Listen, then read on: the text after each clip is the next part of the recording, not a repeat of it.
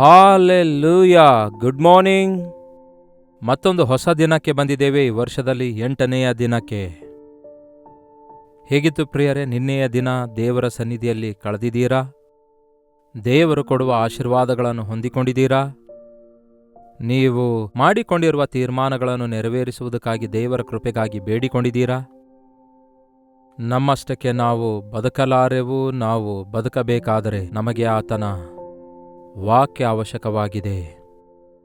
ನಿನ್ನ ವಾಕ್ಯದಿಂದ ನನ್ನ ಹೆಜ್ಜೆಗಳನ್ನು ಸ್ಥಿರಪಡಿಸು ಎಂದು ದಾವೀದನು ಪ್ರಾರ್ಥನೆ ಮಾಡಿದ ಪ್ರಕಾರ ಅನುದಿನವೂ ದೇವರು ನಮಗೆ ನಡೆಸುತ್ತಾ ಇರುವುದರಿಂದ ಆತನ ಮಾತುಗಳ ಮೂಲಕ ಆತನ ಚಿತ್ತವನ್ನು ಅರಿತುಕೊಳ್ಳುತ್ತಾ ಆತನು ನಮಗೋಸ್ಕರ ಬಿಟ್ಟು ಹೋಗಿರುವ ಹೆಜ್ಜೆಯ ಜಾಡಿಯಲ್ಲಿ ನಾವು ಆತನನ್ನು ಅನುಸರಿಸೋಣ.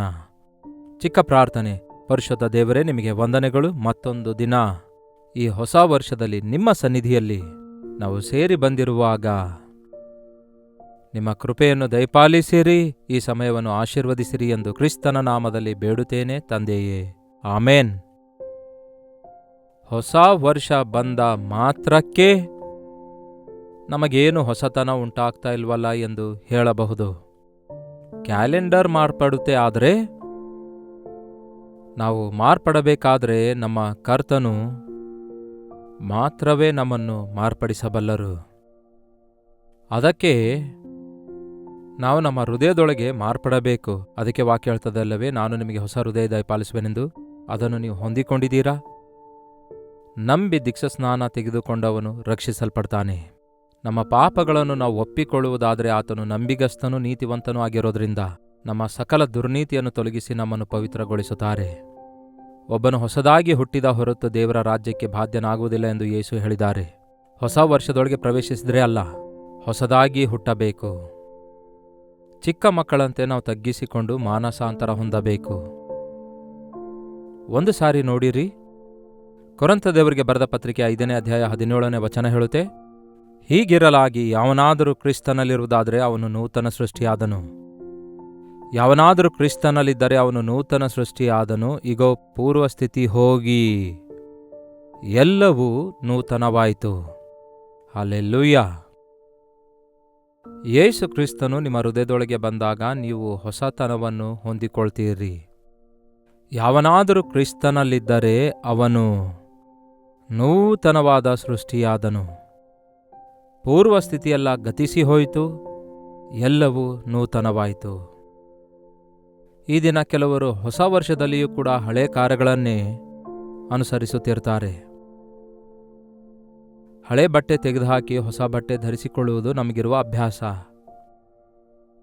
ಹಳೆ ಬಟ್ಟೆ ಅನ್ನುವಾಗ ಕೆಲವರು ಇನ್ನರ್ ಗಾರ್ಮೆಂಟ್ಸ್ ಇರ್ತಾವಲ್ಲವೇ, ಒಳಗಡೆ ಹಳೆಯದಿರುವುದನ್ನು ಧರಿಸಿಕೊಂಡು ಹೊರಗಡೆ ಹೊಸದನ್ನು ಧರಿಸುತ್ತಾರೆ. ನಾವು ಹೊಲಸಾಗಿರುವಂತಹ ಕೊಳೆ ಇರುವಂತಹ ಆ ಬನಿಯನ್ ಹಾಕಿಕೊಳ್ಳೋದಾದರೆ ಎಷ್ಟೇ ಹೊಸ ಅಂಗಿ ಹಾಕಿಕೊಂಡ್ರೂ ಕೂಡ ಹೊಲಸು ಬನಿಯನ ನಿಮಿತ್ತ ಹೊಲಸು ವಾಸನೆ ಬರುತ್ತೆ ಅಲ್ಲವೇ. ಒಂದಾನೊಂದು ದಿನ ಒಬ್ಬ ಪ್ರೈಮ್ ಮಿನಿಸ್ಟರ್ ಅವರ ಮನೆಗೆ ಒಬ್ಬ ಕ್ಯಾಬಿನೆಟ್ ಮಿನಿಸ್ಟರ್ ಬಂದಂತೆ. ಅವ್ರ ಮನೆಯೊಳಗೆ ಬಂದ ಕೂಡಲೇ ಮನೆಯಲ್ಲೆಲ್ಲ ಹೊಲಸು ವಾಸನೆ ಬರ್ತಿತ್ತಂತೆ. ಆಗ ಪ್ರಧಾನಮಂತ್ರಿ ಇದು ಸಾಕ್ಸ್ನಿಂದ ಬರ್ತಿದೆ ಎಂಬುದಾಗಿ ಗುರುತಿಸಿ ಅವರಿಗೆ ಹೊಸ ಸಾಕ್ಸ್ ಕೊಡಿಸಿ ಇದನ್ನು ಧರಿಸಿ ಅಂತ ಹೇಳಿ ಇಬ್ಬರು ಸೇರಿ ಕಾರ್ನಲ್ಲಿ ಕ್ಯಾಬಿನೆಟ್ ಮೀಟಿಂಗಾಗಿ ಹೋಗ್ತಿದ್ರಂತೆ. ಕಾರಲ್ಲಿ ಕೂತಾಗ ಮತ್ತೆ ಅದೇ ವಾಸನೆ ಬರ್ತಾ ಇದ್ರೆ ಆಗ ಪ್ರಧಾನಮಂತ್ರಿಯವರು ಕ್ಯಾಬಿನೆಟ್ ಮಂತ್ರಿಗೆ ಕೇಳ್ತಾರಂತೆ, ಏನ್ರಿ ನೀವು ಹೊಸ ಸಾಕ್ಸ್ ಧರಿಸಲಿಲ್ಲವೋ ಅಂದಾಗ, ಹಾಕಿಕೊಂಡಿದ್ದೇನೆ, ಬಹಳ ಥ್ಯಾಂಕ್ಸ್ ಅಂದ. ಮತ್ತ್ಯಾಕೆ ಇನ್ನೂ ಹೊಲಸು ವಾಸನೆ ಬರ್ತಿದೆ ಎಂದು ಯೋಚಿಸಿ, ಹಾಗಾದರೆ ಹಳೆ ಸಾಕ್ಸ್, ಹೊಲಸಾಗಿರುವ ಸಾಕ್ಸ್ ಏನು ಮಾಡಿದ್ರಿ ಅಂತ ಕೇಳಿದ್ರೆ, ಇಗೋ ಇಲ್ಲಿವೆ ಅಂತ ಹೇಳಿ ಜೇಬೊಳಗಡೆಯಿಂದ ತೆಗೆದು ತೋರಿಸಿದ್ರಂತೆ. ಹಾಗೆಯೇ ಇರುತ್ತೆ. ನಾವು ಬಹಳಷ್ಟು ಸಾರಿ ಹೊಸದಾಗಿರುವವುಗಳಲ್ಲಿ ಆನಂದಿಸುತ್ತಾ ಹೊಸ ತೀರ್ಮಾನ ಮಾಡ್ತಾ ಇದ್ರೂ ಕೂಡ ಬಹಿರಂಗವಾದ ತಪ್ಪುಗಳನ್ನು ರಹಸ್ಯವಾಗಿ ಮಾಡೋದಾದರೆ ಎಲ್ಲರಿಗೂ ಗೊತ್ತಾಗುವ ಹಾಗೆ ಒಂದು ಸಲ ನೀವು ಬದುಕಿರುವಂತಹ ಬದುಕು ಈ ದಿನ ಯಾರಿಗೂ ಗೊತ್ತಾಗದಂತೆ ನೀವಿನ್ನೂ ಪಾಪಕ್ಕೆ ಅವಕಾಶ ಕೊಟ್ಟಿರೋದಾದರೆ ನೀವು ಮಾರ್ಪಟ್ಟಿದ್ದೀರಿ ಎಂದರ್ಥ ಅಲ್ಲ, ಅಂತರಂಗ ಮಾರ್ಪಡಲಿಲ್ಲ ಎಂದರ್ಥ. ಈಗ ಪೂರ್ವ ಸ್ಥಿತಿ ಹೋಗಿ ಎಲ್ಲವೂ ನೂತನವಾಯಿತು. ನೀವು ಎಂದಾದರೂ ಒಂದು ಕಂಬಳಿ ಹುಳ ನೋಡಿದೀರಾ? ಅದನ್ನು ನೋಡಲಿಕ್ಕೆ ಅಸಹ್ಯವಾಗಿರುತ್ತೆ. ಮುಳ್ಳಾಗಿ ಅದು ಇರ್ತದಲ್ಲವೇ. ಅದು ಒಣಗಿರುವ ಎಲೆಗಳನ್ನು ತಿನ್ನುತ್ತೆ, ಎಲ್ಲೋ ನುಗ್ಗೆ ಗಿಡದ ಮೇಲೆ ಕೂತ್ಕೊಂಡಿರುತ್ತೆ.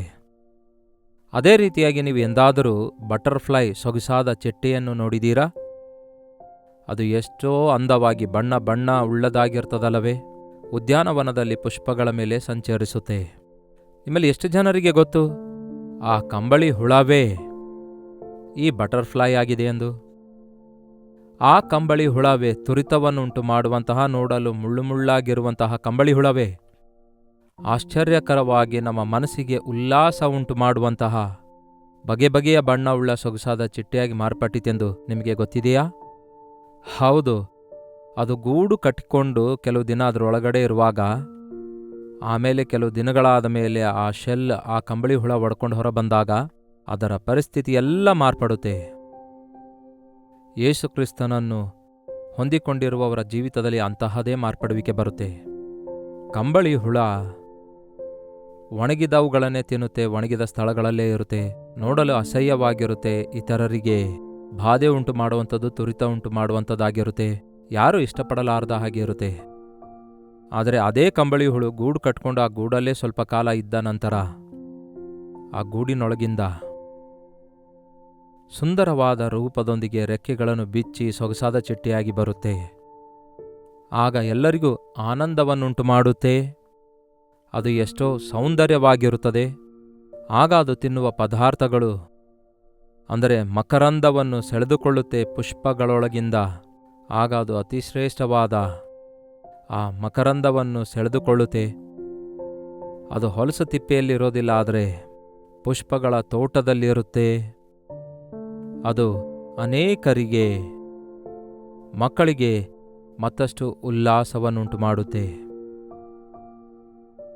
ಅದರ ತಿಂಡಿ ಮಾರ್ಪಡುತ್ತೆ, ಅದರ ನಡತೆ ಮಾರ್ಪಡುತ್ತೆ, ಅದರ ಪರಿಣಾಮಗಳು ಮಾರ್ಪಡ್ತವೆ, ಅದರ ರೂಪ ಮಾರ್ಪಡುತ್ತೆ, ಅದರ ಪ್ರವರ್ತನೆ ಮಾರ್ಪಡುತ್ತೆ. ಯೇಸು ನಮಗೂ ಕೂಡ ಮಾಡೋದದೇ. ಯೇಸುವನ್ನು ನಂಬಿದ ನಂತರ ಪಾಪಿಗಳೊಂದಿಗೆ ನೀವು ಸ್ನೇಹ ಮಾಡುವುದಿಲ್ಲ, ಅಪವಿತ್ರವಾದ ಸ್ಥಳಗಳಲ್ಲಿರೋದಿಲ್ಲ, ಅಪವಿತ್ರವಾದವುಗಳನ್ನು ಕೇಳೋದಿಲ್ಲ, ನೋಡೋದಿಲ್ಲ, ತಿನ್ನೋದಿಲ್ಲ. ನೂತನ ಸೃಷ್ಟಿಯಾಗಿ ದೇವರೊಂದಿಗೆ, ದೇವರ ಮಕ್ಕಳೊಂದಿಗೆ ಜೀವಿಸುತ್ತಾ, ದೇವರಿಗೆ ಸ್ತುತಿಗಾನ ಮಾಡುತ್ತಾ, ಕ್ರಿಸ್ತನ ಸೌಂದರ್ಯ ನಿಮ್ಮೊಳಗೆ ಪ್ರತಿಬಿಂಬಿಸುವವರಾಗಿ, ಆತನ ಗುಣಗಾನ ಮಾಡುವವರಾಗಿ, ಪ್ರೀತಿ, ಸಂತೋಷ, ಸಮಾಧಾನ, ದೀರ್ಘಶಾಂತಿ, ದಯೆ, ನಂಬಿಕೆ, ಒಳ್ಳೆಯತನ, ಕ್ಷಮೆ, ದಮ್ಮೆ ಎಂಬ ಫಲಗಳಿಂದ ತುಂಬಿದವರಾಗಿರ್ತೀರಿ. ಅಂತಹ ಜೀವಿತಕ್ಕಾಗಿ ದೇವರಿಗೆ ಬೇಡಿಕೊಳ್ಳೋಣ. ಕೋಪಗಳು, ತಾಪಗಳು, ಕಕ್ಷಗಳು, ದ್ವೇಷಗಳು, ಅಸಹ್ಯವಾಗಿ ಒಬ್ಬರಿಗೊಬ್ಬರು ನಾವು ಬಾಧೆ ಮಾಡಿಕೊಳ್ಳುವ ಸ್ಥಿತಿಯಲ್ಲಿರಲಾರದೆ, ಹೊಸ ವರ್ಷದಲ್ಲಿ ನೀವು ಯಾರನ್ನೂ ಇನ್ನೂ ಕ್ಷಮಿಸದೇ ಇರೋದಾದರೆ ಅರ್ಜೆಂಟಾಗಿ ಅವರನ್ನು ಕ್ಷಮಿಸಿಬಿಡಿ. ನೋಡಿರಿ, ಕ್ಷಮಿಸಲಾರದೇ ಇರೋದು, ಅಸೂಯೆ ಪಡೋದು, ಆ ಕೋಪ ನಿಮ್ಮ ಮನಸ್ಸೊಳಗಡೆ ಇಟ್ಕೊಳ್ಳೋದು ನಿಮ್ಮನ್ನು ವಿಕೃತರನ್ನಾಗಿ ಮಾಡುತ್ತೆ. ಮನುಷ್ಯರು ನಿಮ್ಮನ್ನು ನೋಡಿ ಇಷ್ಟಪಡಲ್ಲ. ನೀವು ಪ್ರೀತಿಯುಳ್ಳವರಾಗಿರೋದಾದರೆ, ದೀನರಾಗಿರೋದಾದರೆ, ಪರಿಶುದ್ಧರಾಗಿರೋದಾದರೆ, ಸಾತ್ವಿಕವಾದ ಮನಸ್ಸುಳ್ಳವರಾಗಿರೋದಾದರೆ, ಪ್ರತಿಯೊಬ್ಬರೂ ನಿಮ್ಮೊಳಗೆ ಕ್ರಿಸ್ತನನ್ನು ಕಾಣುತ್ತಾರೆ. ಈ ನೂತನ ವರ್ಷದೊಳಗೆ ನಾವು ಮುಂದೆ ಸಾಗುತ್ತಾ ಇರುವಾಗ ನಾವು ಕೆಲಸ ಎಕ್ಸ್ಟ್ರಾ ಹೆಚ್ಚಾಗುವಂತಹ ಆ ಹಳೆಯ ಸ್ವಭಾವದಲ್ಲೇ ಇರದಂತೆ ಮೇಲಿಂದ ಮೇಲೆ ದೇವರ ವಾಕ್ಯದ ಬೆಳಕಿನಲ್ಲಿ ಪರಿಶೀಲಿಸಿಕೊಳ್ಳೋಣ. ಯಾವನಾದರೂ ಕ್ರಿಸ್ತ ಯೇಸುವಿನಲ್ಲಿರೋದಾದರೆ, ಕ್ರಿಸ್ತನಲ್ಲಿ ಇದ್ದವರಿಗೆ ಮಾತ್ರ ಅದು ಅನ್ವಯ ಆಗುತ್ತೆ. ಕ್ರಿಸ್ತನಲ್ಲಿ ಇರುವಾಗ ನಾವು ಸೌಂದರ್ಯವುಳ್ಳವರಾಗಿರ್ತೇವೆ. ಸುನೇಮೆರದವಳು ಹೇಳ್ತಾಳೆ, ನಾನು ಕಪ್ಪಾಗಿದ್ದರೂ ಸೌಂದರ್ಯವುಳ್ಳವಳಾಗಿದ್ದೇನೆ. ಕಪ್ಪಾಗಿರುವುದು ನನ್ನದು, ಸೌಂದರ್ಯವಾಗಿರೋದು ದೇವರದು ಅನ್ನುತ್ತಾಳೆ. ನಾನು ಎಷ್ಟೇ ಅಯೋಗ್ಯನಾಗಿದ್ದರೂ ಕೂಡ ನಾನು ಇವತ್ತು ಯೋಗ್ಯನಾಗಿದ್ದೇನೆ, ಕಾರಣ ಕ್ರಿಸ್ತನ ರಕ್ತದಿಂದ ತೊಳೆಯಲ್ಪಟ್ಟವನಾಗಿದ್ದೇನೆ. ಇದೇ ನಿಜವಾದ ಕ್ರೈಸ್ತಿಯ ನಂಬಿಕೆಯ ಜೀವಿತವಾಗಿದೆ. ಈ ಉದಯ ಕಾಲ ಸಮಯದಲ್ಲಿ, ಈ ಮತ್ತೊಂದು ಹೊಸ ದಿನದಲ್ಲಿ ನಿಮ್ಮಲ್ಲಿ ಯಾರಾದರೂ ಮಾರ್ಪಡುವಿಕೆಯನ್ನು ಕಾಣುತ್ತಾ ಇದ್ದಾರೋ? ಅಷ್ಟಕ್ಕೂ ನೀವು ಮಾರ್ಪಡುವಿಕೆಯನ್ನು ಕಾಣುತ್ತಾ ಇದ್ದೀರೋ? ಅನವಶ್ಯಕವಾದ ಸೆಲ್ಫೋನ್ಸ್ಗಳನ್ನು ಹಿಡಿದುಕೊಂಡು ಅದರಲ್ಲಿರುವ ಅಪವಿತ್ರವಾದವುಗಳನ್ನು ಹುಡುಕುತ್ತಾ ಆ ಹೊಲಸಾದವುಗಳಿಂದ ತೃಪ್ತರಾಗಬೇಕೆಂದು ಬಯಸ್ತಿದ್ದೀರಾ? ಇಲ್ಲವೇ ವಾಕ್ಯವನ್ನು ತೆರೆದವರಾಗಿ, ನಿನ್ನ ವಾಕ್ಯವು ನನ್ನ ಬಾಯಿಗೆ ಸಿಹಿಜೇನು ತುಪ್ಪಕ್ಕಿಂತಲೂ ಸಿಹಿಯಾಗಿದೆ ಎಂದು ದಾವೀದನು ಹೇಳಿದ ಹಾಗೆ, ದೇವರ ವಾಕ್ಯದಲ್ಲಿ ಆನಂದಿಸುತ್ತಾ ಉಲ್ಲಾಸಿಸುತ್ತಾ ಇದ್ದೀರಾ? ಹಾಗೂ ದೇವರನ್ನು ಸ್ತುತಿಸುತ್ತಾ ಇದ್ದೀರಾ? ಬೆಳಗ್ಗೆ ಎದ್ದ ಕೂಡಲೇ ನಿಮ್ಮ ಸಮಯವನ್ನು ನೀವು ಹೇಗೆ ಕಳೆಯುತ್ತಾ ಇದ್ದೀರಿ? ದೇವರು ಕೊಟ್ಟಿರುವಂತಹ 24 ಗಂಟೆಗಳು ಹೇಗೆ ಉಪಯೋಗಿಸ್ತಾ ಇದ್ದೀರಿ? ಮೊದಲಿದ್ದದ್ದಕ್ಕೂ ಈಗಿರುವುದಕ್ಕೂ ವ್ಯತ್ಯಾಸ ಇದೆಯಾ? ಪ್ರಾರ್ಥನೆ ಇಲ್ಲದೆ ಹೊರಗೆ ಹೋಗುವಂಥವರು ಈಗ ಪ್ರಾರ್ಥಿಸಿಕೊಂಡು ಹೋಗ್ತಾ ಇದ್ದೀರಾ? ಮೊದಲು ದೇವರ ವಾಕ್ಯ ಕೇಳುವುದಕ್ಕೆ ಆಸೆ ಇಲ್ಲದವರಾಗಿದ್ದಿರಿ. ಈಗ ದೇವರ ವಾಕ್ಯ ಕೇಳಬೇಕು ಎಂಬ ಆಸೆ ಉಂಟಾಗ್ತಿದೆಯಾ? ಆಗ ಒಂದು ಕಾಲದಲ್ಲಿ ಸಭೆ ಅಂದ್ರು, ದೇವರ ಕಾರ್ಯ ಅಂದ್ರು ಇಷ್ಟ ಇಲ್ಲದವರಾಗಿದ್ರಿ ಏನೋ.